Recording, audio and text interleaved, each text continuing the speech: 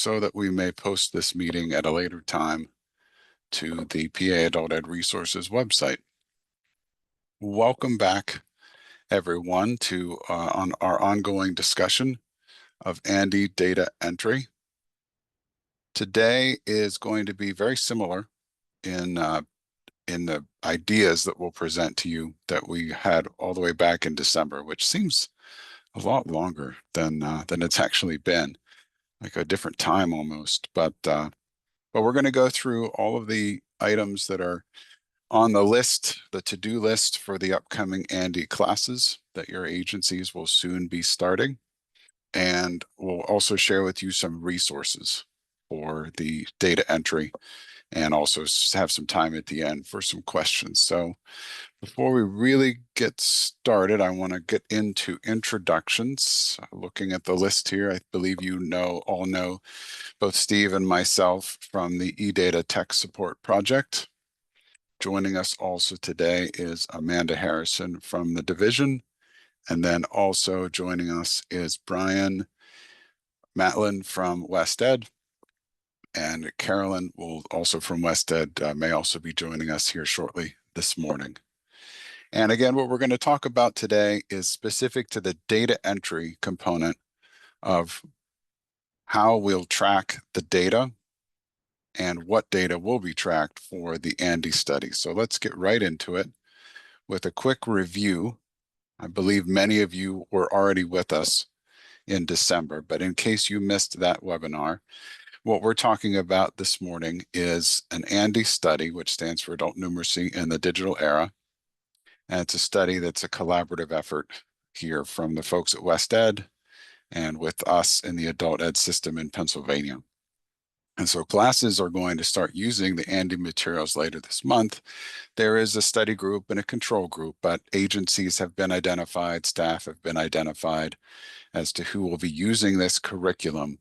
And so our task before us as on the data entry side is how do we record that curriculum in eData in ways where we can find it and get results of the study or results for the study, data specifically, in the various records as we enter them into eData.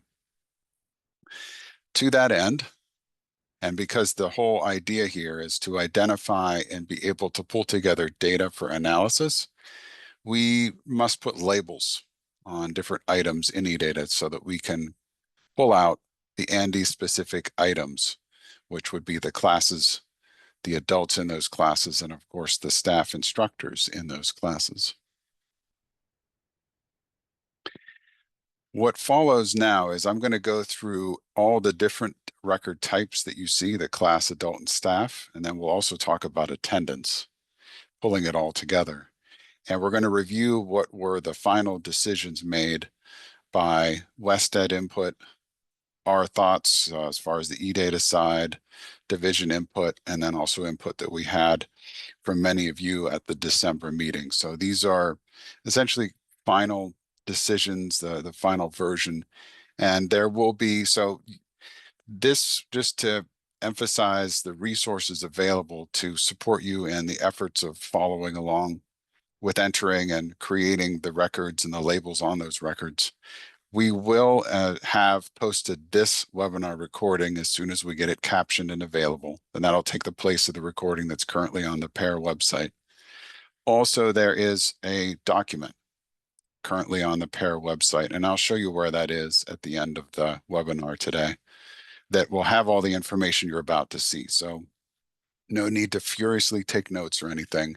All of the information that I'll show you will be on that document. We'll share that towards the end, give you a link to where that is on the website.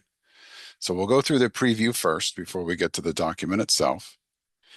And we'll start with the first item, and we're going to start with class records. There's a lot on this slide here, but to sum up, the idea is that you'll create a new class record in eData for each class that will be using the ANDE curriculum. The ANDE class start and end dates should, as closely as possible, align with when that curriculum will be used. And then at the bottom, you'll see a call out to a couple changes in specific fields for classes, which would be adding a suffix in this case, ANDE, ANDE. And while case, it's not necessarily needed, the analysis that we'll do won't be case sensitive. It probably would be best to put that in all capitals. It does not need to be in italics. I just put that in here to offset it. So the name field and the keyword field, add a suffix, or at the end, if you will, ANDE, to both of those. And you'll see this repeated pretty consistently. The keyword field will always have ANDE added. The name field for the classes will have this. We won't change staff or adult names though. So those are the two changes. And before we continue on to some of the other details, there will likely be situations within your agency and how you record and track data, whether it's how you enter class records with the start and end dates of your classes, how you assign students to your classes. There's a lot of variables we're talking about here. So we understand that there may be issues with how we're presenting may fit with how you do business, so to speak. But we are the gist here is that we're going to be available, we being eData Tech Support as your frontline contact, for any concerns you may have when you go about following these directions. And then we'll follow up with the division and or West Ed to clarify and get back to you with solutions to how to proceed with data entry. So if you're thinking as we go that there's something in here that may not fit exactly with what you do, there'll be time for some discussion of that at the very end of the webinar this morning. But additionally, as many times it happens, when you get down to doing things, you encounter something maybe that you didn't anticipate. That's also an opportunity to reach out to us. And Steve and I are your first point of contact for any questions you have. And again, we'll escalate your questions to the right people if we need to. So just to summarize here, for class records, you're going to put record labels in the name field and the keyword field using the term ANDE. And you'll be doing that for class records that are created exclusively to track the ANDE curriculum. Adult record labels are going to be similar, but of course, instead of changing the name, we'll just look at the keyword field, adding ANDE to the keyword field. Many of you already use the keyword, and ANDE would just add to what you have there. There should be plenty of character length to accommodate. I believe the adult keyword field goes up to 31 characters, so there's a fair amount of room in there. And then a second item would be in your adult specific goals. So not the agency specific goals, but rather the adult specific goals. Adding ANDE course participant to that for all of your adults. Moving on to the ANDE adult records, one more item, the assign date specifically. When you assign an adult record to the ANDE class, we ask that you try to use the date that the adult first attended the class. Many times when you create a class, you may have a procedure where you use the same assign date and class start date for all of the participants in the class, all of the adults and one or more staff. In this case, though, we're looking for a higher level of precision, if you will, a sense of maybe where the adult really did start the class, especially in case that they didn't start right at the very beginning.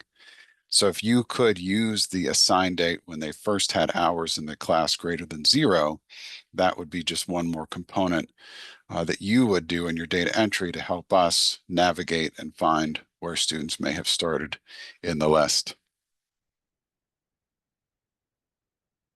And I have just a question. I want to get to your question, Brian, that you sent to me. And I'll go back here to the class record. So Brian has a question. If you don't mind, if I bring that up for everybody, Brian, you had wanted to double check that we're going to use the ANDE label to all classes in the study, including the control group. I believe that was my understanding. We weren't drawing any distinctions between control and study. It was just everything that's under the large umbrella of ANDE was going to have that label applied to it. Okay, great. That's what I thought. So yeah, just to say it in my own words. So some people in the study will be using ANDE and some will not be, but they'll all be in the ANDE study. So anyone in the ANDE study, regardless of whether they're using the curriculum, would be labeled ANDE. Their class would be labeled ANDE, so we can identify it later. Perfect. Thank you for the clarification. And that honestly, it's probably optimal that that's the way it is, because then that's less confusion of who to include and not include. If they're under the ANDE umbrella, so to speak, then they get the new class and would follow all of these specific directions. And again, this is simply so we can more accurately pull out the data from the pool of all the data for adult ed, that we can more accurately pull out the ANDE data and support the study to determine the effectiveness of the curriculum. So we'll jump back here to where we were, which was the assigned date for the adult record. You've got a question in the chat. Perfect. So Amy says if a student starts on a Tuesday, I think we're back to the assigned date here, but we enter the attendance with Friday, what date would you like us to use? The start date should be the date, and we're getting a little ahead because Amy, I'll get to attendance in a minute. Yeah, and I see Brian, you would respond to that. When we get to attendance, Amy, I think we'll answer your question because of the daily nature of adding the attendance. And it's adding the attendance by the day, not every day. We'll get to those details in a minute. And so I think that you'll find with the dates that we're asking you to put in the system for attendance in a specific way, the specific procedure, that the dates will be easier to be really precise with. So when we talk about the assigned date, and we'll get to the attendance in a moment, we'll circle back to this assigned date idea and kind of wrap that into that discussion. Let's keep going with the record labels and wrap things up, because we talked about class labels and adult labels, and just mentioned that also for staff records, we have a list of who the staff are who are participating in either the study or the control groups. However, it still would be very helpful to identify those staff records with the keyword field, adding ANDE in the suffix. So very similar to what we're doing with the adult records, but for staff, it's simply just putting that label in the ANDE area. Class attendance. This, hopefully, Amy, may start to then lay the groundwork to answer your question. It's a very good question. So the idea is for ANDE class records specifically, entering attendance for each date of instruction. So if an ANDE class meets on February 10th, 11th, and 12th, then there should be 3 records total of attendance for that week, one dated the 10th, one the 11th, and one the 12th. So the specific, let's say February 10th, and this may not be the actual start dates, but just for the sake of a scenario, let's say February 10th would be the first day the class used this curriculum. So the class start date would be February 10th. The first entry of attendance would be February 10th. And any adult who had more than 0 hours in the class on February 10th, their assigned date would be February 10th. Also within that, if you had an adult that didn't start until February 12th, more than 0 hours, they start February 12th, optimally, we would want their assigned date to the class to be February 12th. So given the frequency, given the increased amount of records and the more precise dating of the attendance for the ANDE classes, it should be possible to give the assigned dates to the students on the exact day that they started the curriculum and the instruction. This will, of course, require a little cooperation from the instructor involved to provide you with, as a data entry folks, possibly a different way depending on how you collect data currently on attendance. If they give you a sum total for the week, it would require them to provide you with more precise attendance information for data entry. that may be one of those items where if that's the case and there is room for discussion, feel free to reach out to us. And we could certainly contribute to that discussion in terms of maybe how you would want to navigate doing the attendance differently. This next slide may address a question. Well, first, let me ask, Amy, did that answer your question as far as if a student starts on a Tuesday? Yes, that helped. Thank you. Okay, awesome. You're welcome. And then the second part, many of you may have been thinking this came up during the first webinar. The data entry for these classes does not have to be completed every day. We're simply saying that the records themselves should be dated daily as the attendance occurs, but you don't have to do the data entry every single day. But of course, keeping in mind that the data entry deadline is still the same for these items as it is for all other components of data entry in eData. And this is actually our last slide. So the next thing I'd like to segue to is some of the documentation and where to find it to support all of these items we're talking about. But before I do, since we have Brian here from West Ed, and we also have Amanda from the division, does anyone have any questions at all about anything that we've gone over so far? I do have a question. Mm-hmm. Are we to assume that every day that they have class, they're doing an ANDE instruction after it starts? That is a question so if you have a class that you're creating that could also be teaching other subjects, not just ANDE,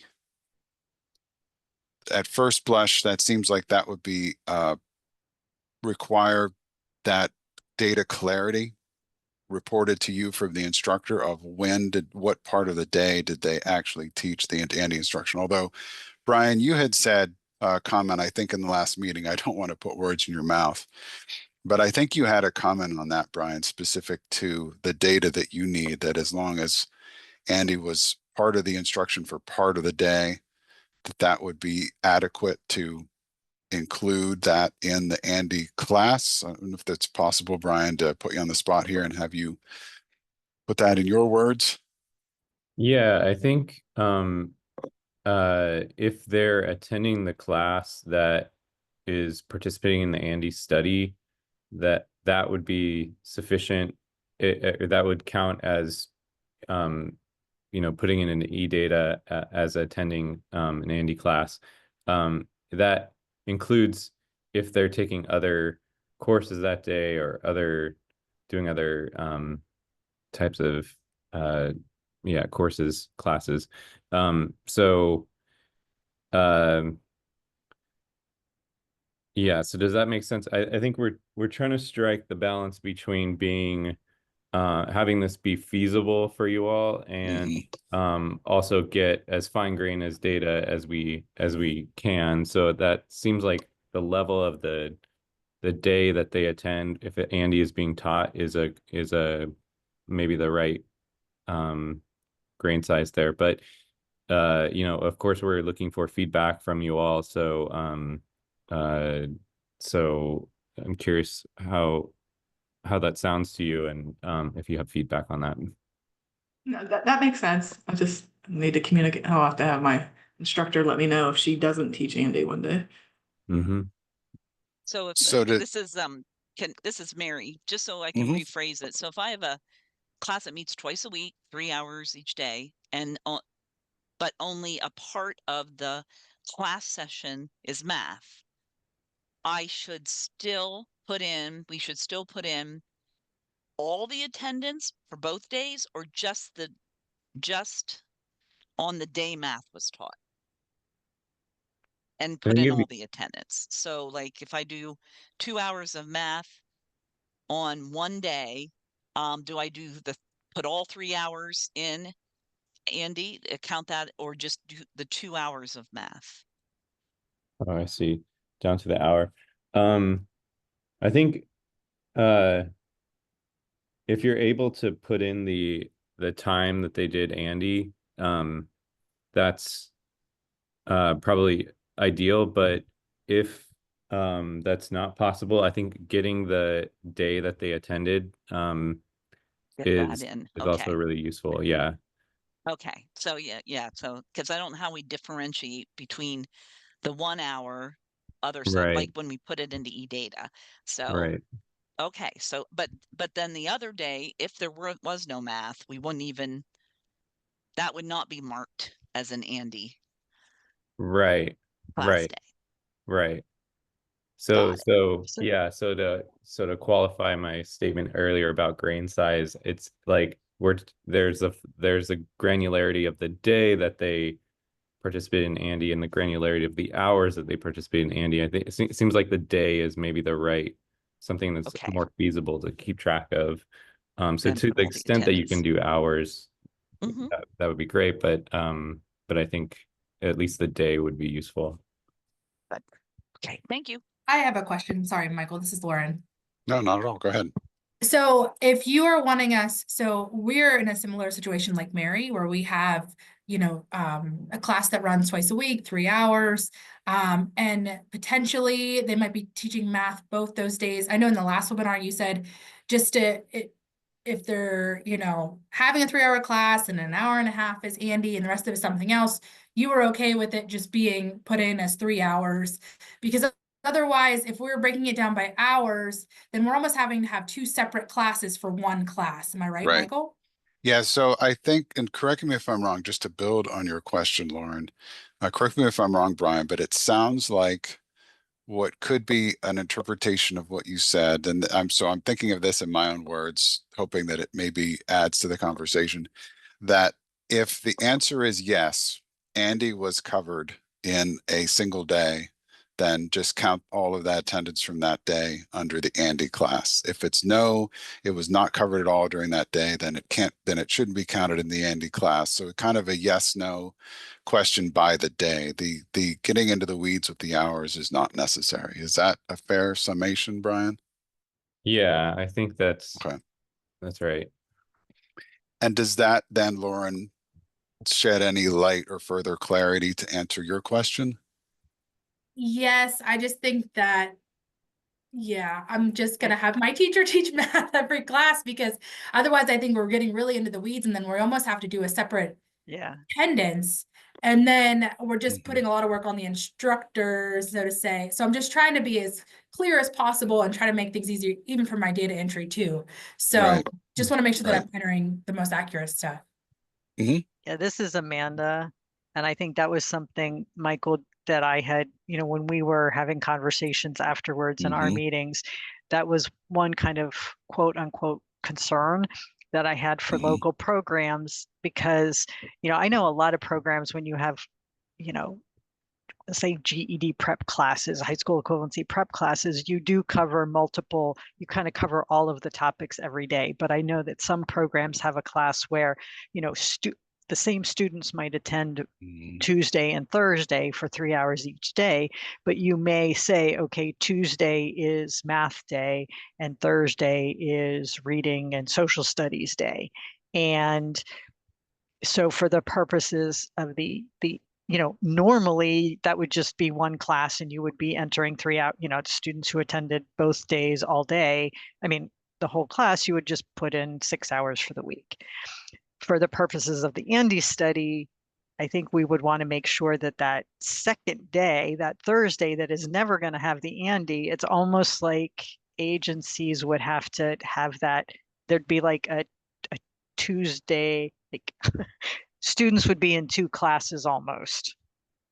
Right. Like the Tuesday class would be the ANDE math class, and then the Thursday class would be the other one, and that's kind of duplicate entry. So Laura, and I understand your point of just being like, hey, just, teach math all of the days so that we can I simplify. appreciate That it. was a And that's what I challenge said. that I thought of afterwards. I was like, oh, but sometimes you have people who attend 2 days of class a week, but only one of those 2 includes any of the math, and we would not want to count the hours on the day that there's no math. So I think that might be a conversation local programs want to have with the teachers and data entry folk about how you want to handle the instruction and how it relates to your data entry and complicating it. And so with that said, from your perspective, Amanda and Brian, in terms of just thoughts, maybe especially you, Amanda, with the sort of permission thing, or if it's, because we get that question all the time, can we do this in eData? And we could say, yes, you could create in that situation for one real world class, 2 class records in eData, one to catch all the ANDE hours and another, or the ANDE days, we should say, another to catch any non-ANDE days. Is it okay if agencies choose to follow that path to separate the two? Is it okay with you if they do that? Yes. Okay.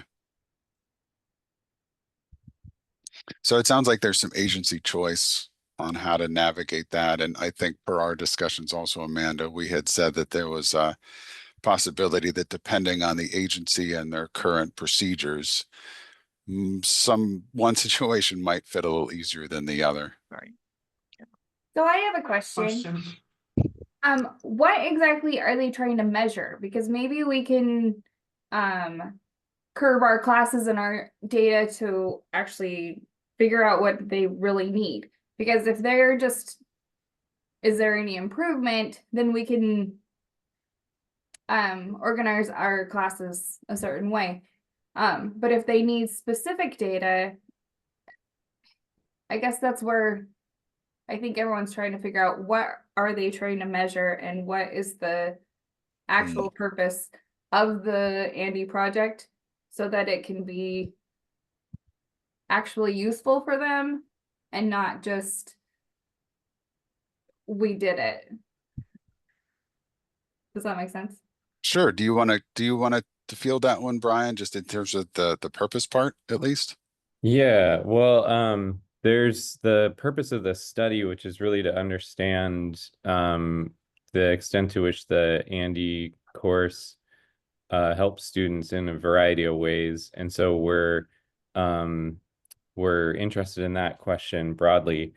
For the attendance, what we're really trying to capture. Oh, sorry, go ahead. Oh, I think somebody might accidentally be unmuted, but for the purpose of attendance, we're really interested in just to what extent they got exposure to the curriculum, because I know students or learners come and go, and so we're interested to try to quantify sort of the extent to which they experience the intervention, which will vary, amongst the students. So that's where this attendance comes in. So does that make sense and get to your question? Or And Brian, I think what you had said kind of previously is, obviously, ideally, in an ideal world where this were being done in an educational lab, you would have the exact hours, the exact number of hours that each individual was touched by this particular treatment versus, the number of hours of math instruction that the people in the control group got. But I think what we've agreed is that we need to find a balance between your having kind of an idea of when people were touched by the curriculum. Like, okay, this person had 7 days on which they connected with the ANDE curriculum through instruction versus, these people who had 7 days of regular, in quotes, math instruction. We're trying to find the balance between knowing that while also not greatly increasing the data collection and reporting and entry burden on the local programs, right? So right. I think that's where we're kind of finding that balance for you all as the data entry people, where on this particular day, the teacher used ANDE, or on this particular day for the control group, the teacher taught math. So that they kind of have that picture, but we're not expecting local programs to necessarily break that day down and say, well, on this day, they had 1 hour of ANDE and on this day and 2 hours of reading, where, because for the data entry, that would you know, if you started doing that, you'd have to have like 4 classes for one student, right?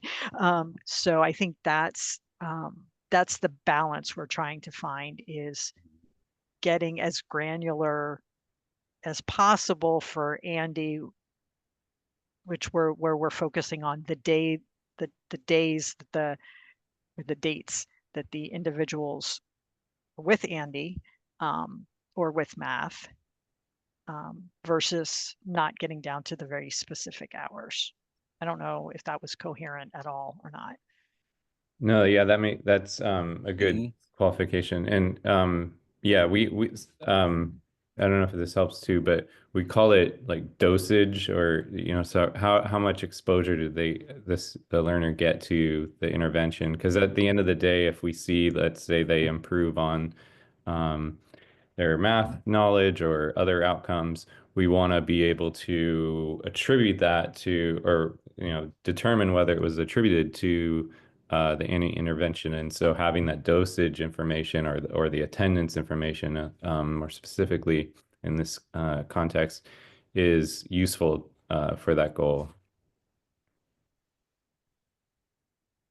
I have a question. So the days that they do not do ANDE, would it be okay to put that attendance on the class that we already have in eData, or should we create a new class for the days that are not ANDE days?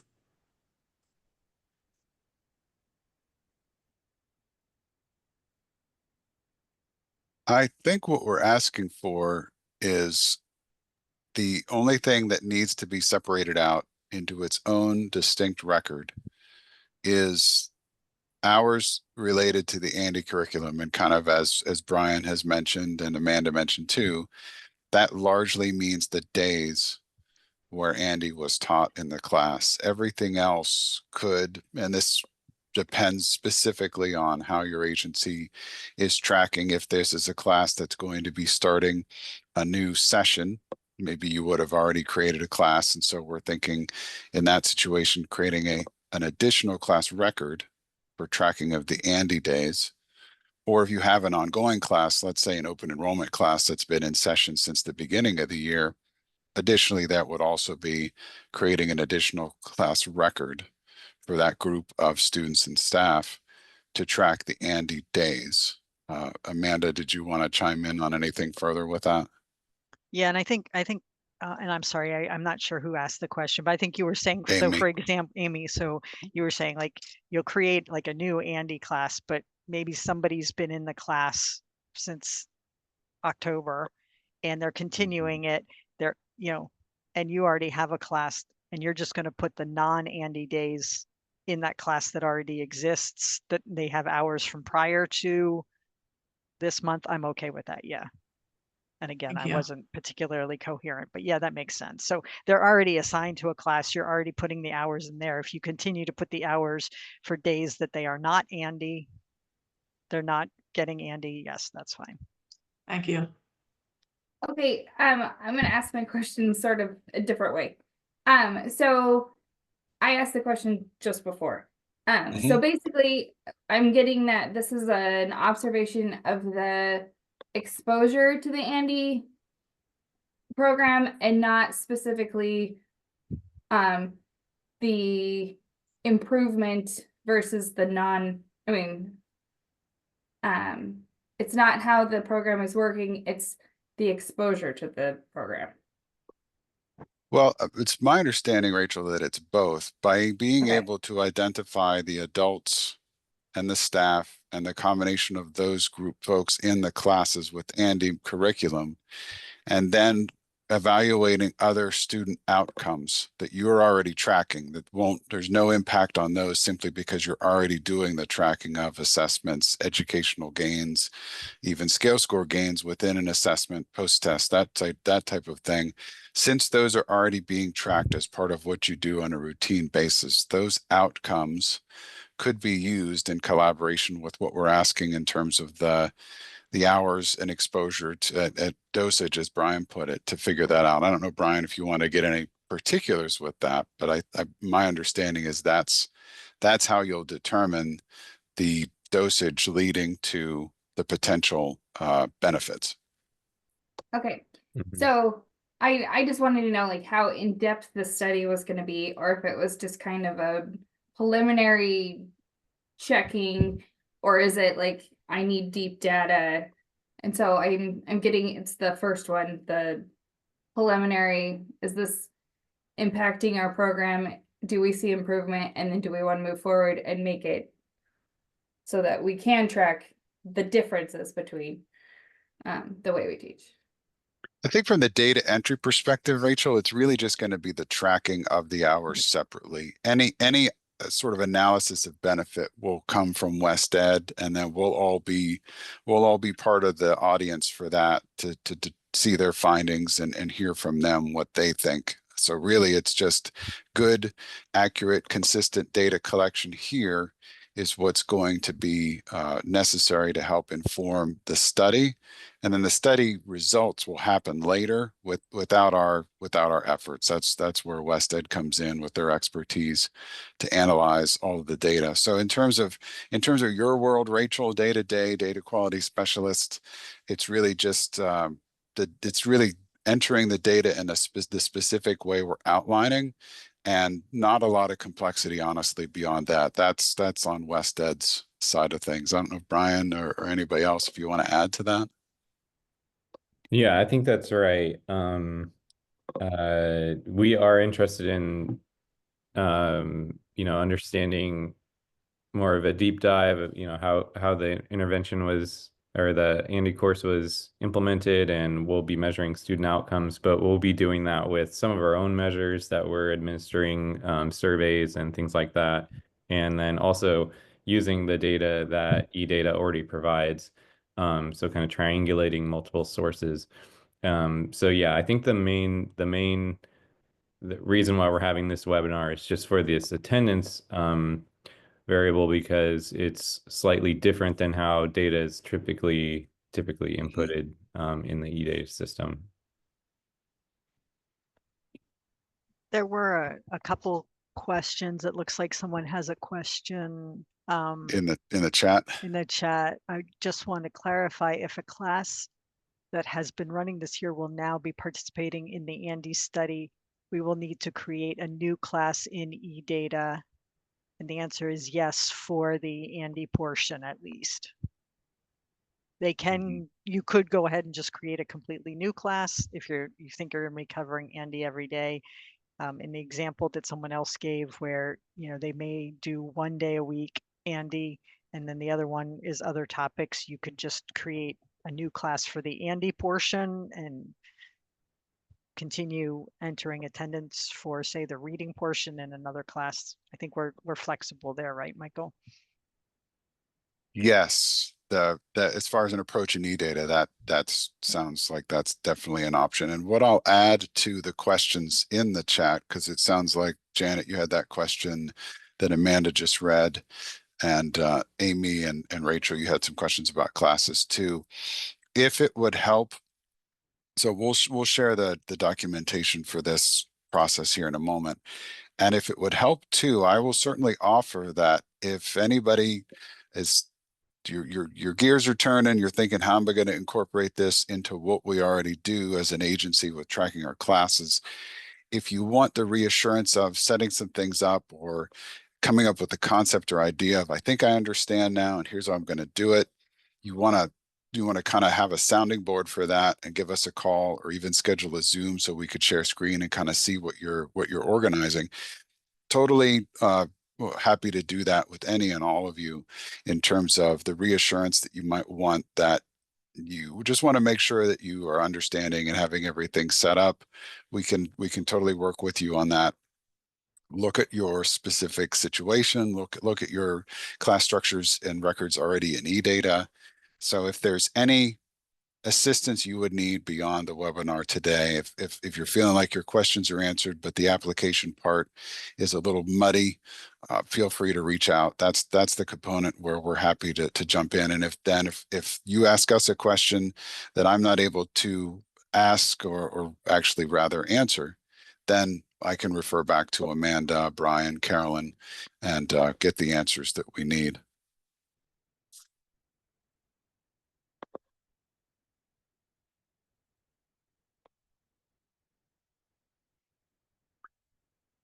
So we'll still have some questions. I think we're caught up in the chat. Well, I think there was one question. Target NRS levels of students is 3. Is that correct? I don't know if we've discussed that in this webinar format. I don't know if Carolyn or Brian, if you are aware of the NRS levels and if that is the targeted level for this curriculum. I can look back at emails. I've included that in emails before, so I'll double check. Okay. Just give me a minute. Okay, no problem. While Amanda looks that up, I think we're caught up with our questions in the chat. If not, please feel free to nudge me.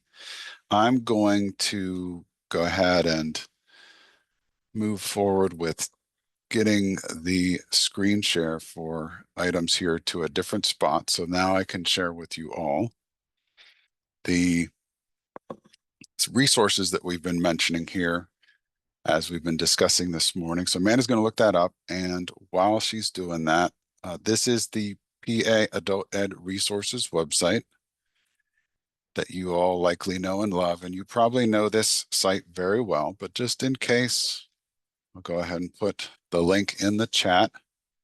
And if we scroll down, this is the eData instructional manual and glossary page, but also the help documents page. And if I scroll down, you'll see on the left, under the header additional resources, we have 2 new items. The recording here is from December that will be replaced with today's discussion. So there's more final answers, if you will. And then the data instructions for the ANDE study is a form that we developed and tech proofed it and made it pretty for us. And so this is a 1-page job aid that contains a summary of everything that we've discussed, including the caveat at the bottom where we know that your situations may conflict or run maybe against some of these directions. And if so, we're confident we can come up with some workarounds, but they are probably situational and will likely be agency by agency. So this is a 1-page summary, particularly for those of you that are larger agencies who may have different staff at certain locations that may be in charge of or responsible for the ANDE data entry. So this hopefully is a document that would be helpful both to you and to them, so you can distribute this as you see fit. But again, it's back here on the PAIR website here. The link is in the chat. So that way you don't have to watch this webinar or go to that extent. You have it all summed up on that sheet in terms of the record types and field changes, and some of the attendance considerations are at the bottom.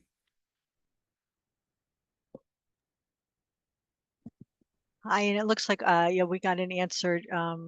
So the teachers that were kind of selected were those who had students at EFL levels 3 and 4. The curriculum itself is kind of designed for EFL level 4. But I think West Ed also recognizes that some programs are going to have people, it's okay if there are some students in the program who are, or in the class, who are either a little lower or a little higher than that. They recognize that that's the reality of adult education in many cases. But the course itself is kind of designed for EFL 4 CCR levels C and D. And the focus of the students would be those at EFL levels 3 and 4.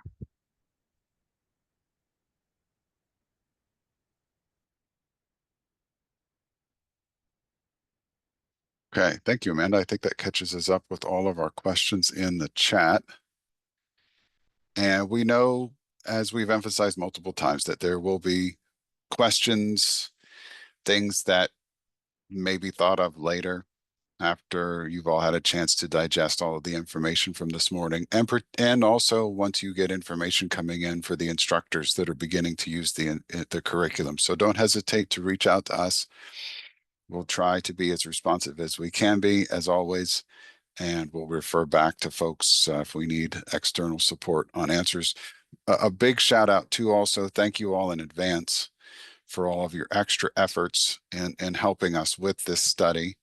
Thank you to West Ed for the study itself, and the hope would be, of course, and I think this maybe speaks to your overall question, Rachel, on what's going on here. The hope would be is that the outcome of everyone's efforts would be more information and a better informed math curriculum down the road with a knowledge of maybe some things that are effective for use with students. So again, thanks in advance for your participation and your help with this. And if there's any questions, we can kind of linger on here for a little bit, but that really encapsulates what we really wanted to present to you today. Yeah, and I echo that sincere thanks to everyone.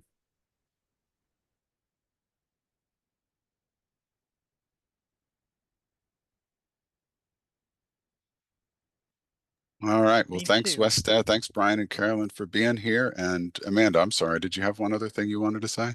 Nope. I just want to say I said thank you too. Very good. Awesome. All right, everybody. Thank you so much. And Thanks. let us know if you need any support at all. Thank you.